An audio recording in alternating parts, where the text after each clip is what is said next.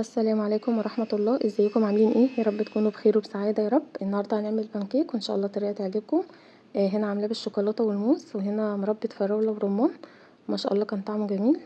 طريقته سهلة وبسيطة وطعمه بيبقى حلو قوي. يعني اللي مجربتوش لسه مجربتوش حاولي تجربيه. ما شاء الله كان طعمه حلو.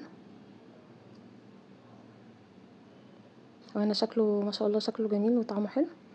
هنا هعمل صوص الشوكولاتة. نص كوباية كاكاو دريم خام. كوباية الا ربع سكر، وهحط كوباية لبن ونص زيت. ما شاء الله كان طعمها جميل.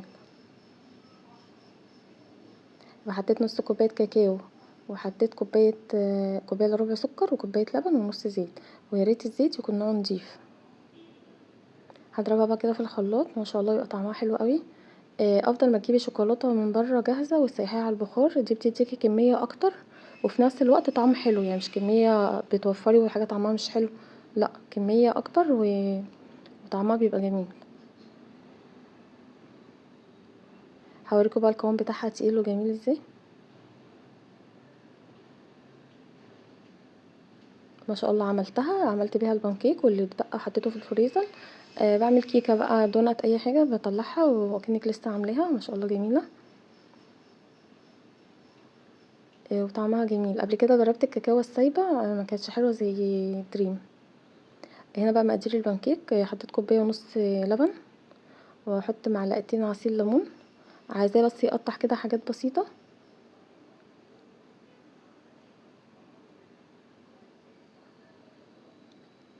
ما شاء الله كان طعمه حلو.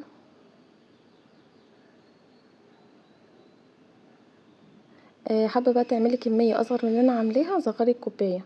نفس الكوبايه اللي بتعيري بيها اللبن هي اللي هتعيري بيها الدقيق. انا عملت مج كبير. حابه انت بقى كميه اصغر صغري الكوبايه. هنا حطيت صفار بيضه، واحط 4 معالق زبده.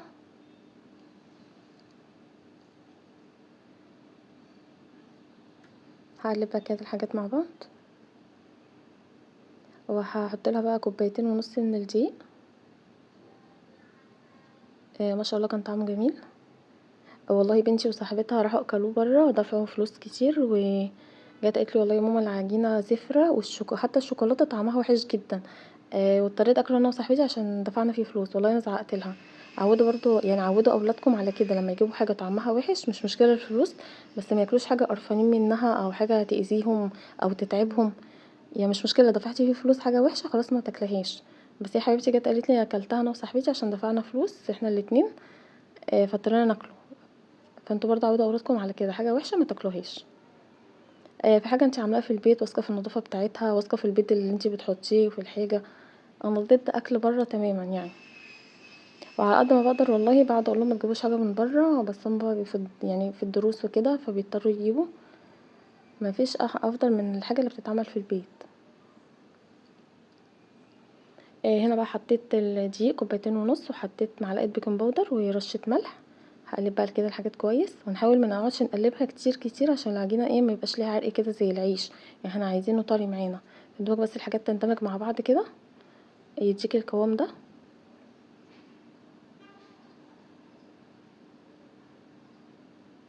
ما شاء الله كانت ريحته جميله وكان طعمه جميل. هنا بقى حطيت بياض بيضتين، وهحط 4 معالق سكر وهدوبهم كده مع بعض.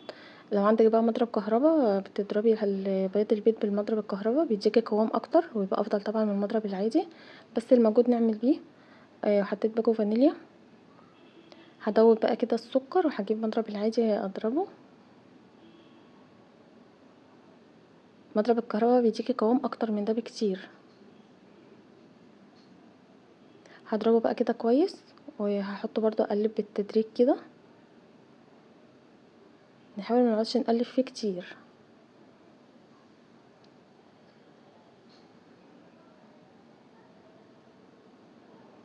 ما بياخدش وقت خالص وانتي واقفه بتعمليه كله، يعني كله ما بياخدش وقت خالص. هنا بقى هقليه. قصدي هسويه. لازم القلاية تكون تيفال او جرانيت، علشان لو ألمونيا هتلزق معاكي. حتى لو دهنتيها زيت برضو هتلزق معاكي. فلازم القلاية تكون جرانيت او تيفال. طول بقى المسام ما بتتفتح كده معاكي كده في مرحلة السوا. ما بياخدش وقت خالص، والنار بتبقى هادية جدا. ما شاء الله كان طعمه جميل وينفع نديه لاولادنا كمان في المدرسه. ومش لازم يكون عندك فاكهه ولا شوكولاته ولا مربى، لو عندك شويه عسل اسود او عسل نحل ما شاء الله بيبقى طعمه حلو. والعسل طبعا لو نوعه كويس عسل النحل بيبقى قيمته الغذائيه عاليه جدا. يعني مش لازم فاكهه وشوكولاته ورمان والحاجات دي. شويه عسل هيبقى طعمه تحفه، هو اصلا طعمه لوحده كده تحفه. شويه عسل كده بجوز الهند كده ما شاء الله نفرح بيها اولادنا وفي نفس الوقت حاجه مغذيه. هنا عملت حجم كبير وحجم صغير، يعني بقولك اللي ده في ايدك وده في ايدك تعملي اي حجم انتي حباه. ما شاء الله مبياخدش وقت خالص في السوا. بس حاجه كده جميله عاملاها يعني لاولادك كده واثقه في النظافه بتاعتها. هنا بوريكوا الحجم الكبير والوسط والصغير، اي حجم بقى حباه تعمليه اعمليه. هنا مربى فراوله والرمان ما شاء الله كان طعمه تحفه. فبقولك بقى يعني ما توقفيش نفسك على اي حاجه، حتى بقولك لو شويه عسل اسود او نحل بيبقى ما شاء الله طعمه تحفه. وحاجه يعني مغذيه، يعني انتي حاطه فيه لبن وحاطه فيه زبده وحاطه فيه بيض ما شاء الله، يعني هو طعمه لوحده كده تحفه. هنا بقى اخدت الكبير كله هعمله كده بالمربى والرمان، والصغير هعمله بالشوكولاته.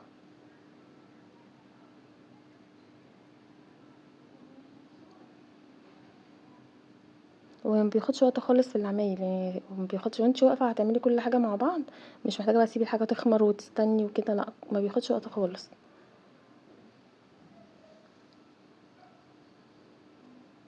هنا بقى هعمله بالشوكولاته.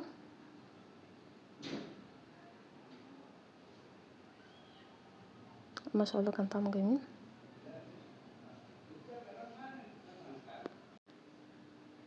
هكمله بقى كده كله بالشوكولاته ما شاء الله. ولو لسه مجربتوش جربيه والله هيعجبك، ما شاء الله كان طعمه جميل. وتغيير كمان عن الكيكه والحاجات اللي بنعملها، يعني حاجه نفرح بيها اولادنا كده باي حاجه بسيطه. هنا بقى هسوق كده بالموز وهرش عليه شوكولاته مبشوره. ما شاء الله كان طعمه تحفه. هقطعه برضو قدامكم هتشوفوه شكله ما شاء الله جميل.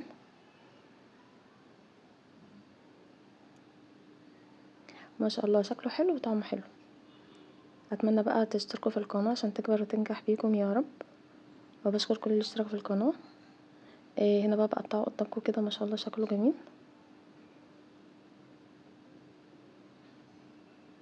زي ما قلتلك بقى كذا مره، حاولي عاوزه كميه اصغر من كده صغري الكوبايه، يعني نفس المقادير بس الكوبايه تبقى صغيره. انا كنت عامله مج كبير. ما شاء الله طلع الكميه الحلوه دي. هنا بقى اوريكم شكله ما شاء الله كان تحفه وجميل.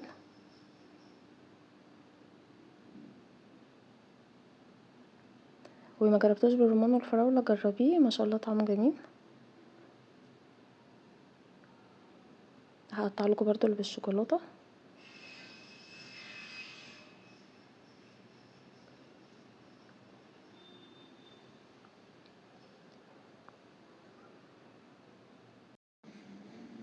ما شاء الله شكلها تحفه ازاي، يعني ما شاء الله الشكل جميل والطعم جميل. نحاول كده باقل حاجه واقل مكونات نفرح بيها اولادنا. خصوصا لو عملوا حاجه كويسه لازم نكافئهم بيها.